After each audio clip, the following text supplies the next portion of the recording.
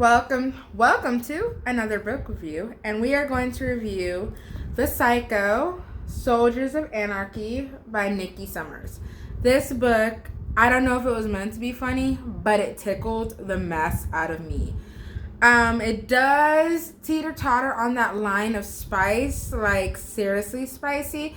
I would give it a 4 out of 5. At first, the beginning was kind of confusing, but this is one of those books that goes each chapter, it goes a chapter per perspective.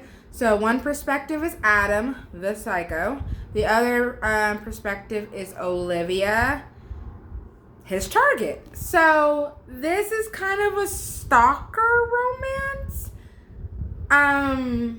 I guess you could say enemies to lovers, but I wouldn't see them as enemies. I would see it as he meets her for the first time, likes who she is from visual, and proceeds to stalk her until at the end of the day, she ends up falling for him, I guess you could say. That's not a spoiler. You can get all that from the back of the book, I guess you could say.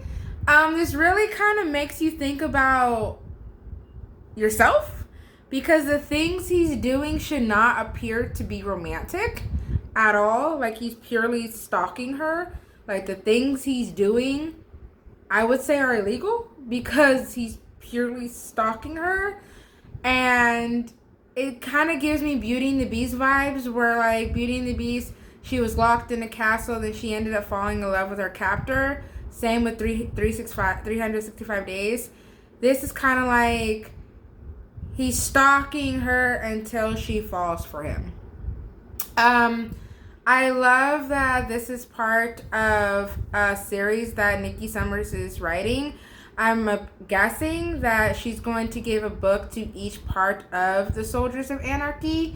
Because the Soldiers of Anarchy are basically this group of vigilantes who get hired to take on, kill bad guys to that point.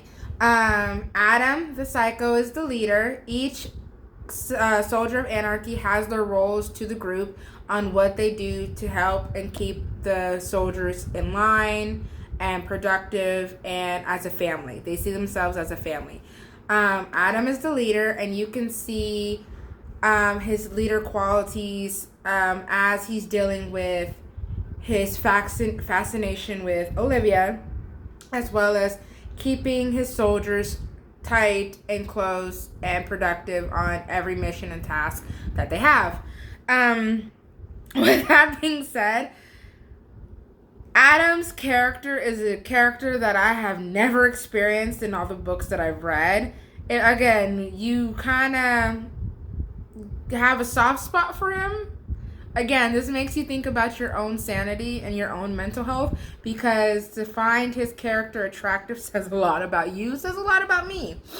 But as you, like in the beginning, you're appalled. Then as you keep reading, you're like, it gets you thinking. And then as you keep reading, you're like, okay, this shouldn't be cute. This shouldn't be romantic. You should not see this as romantic, what he's doing, but you do. Well, at least I did. I would say 5 out of 5, of course, because I love the way Summers ends up.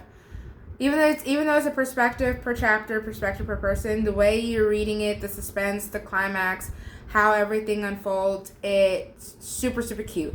I love the way the epilogue seals everything up, where you do not want a sequel of The Psycho, but it makes you want to. How she wrote the story makes you curious about the other Soldiers of Anarchy, which, from what my understanding, Nikki Summers just released the sequel of one of the characters named the Reaper, which I was already curious about him as I was reading the story of The Psycho, because, like I said, every supporting character is represented, every supporting character has their moment, but not to the point where it overshadows the main characters, which are Adam and Olivia.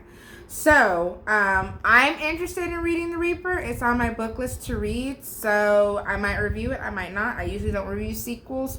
I always just tend to review the originals. So, I hope this gets you interested in checking out the book talk, The Psycho. So, thank you for watching. I hope you subscribe.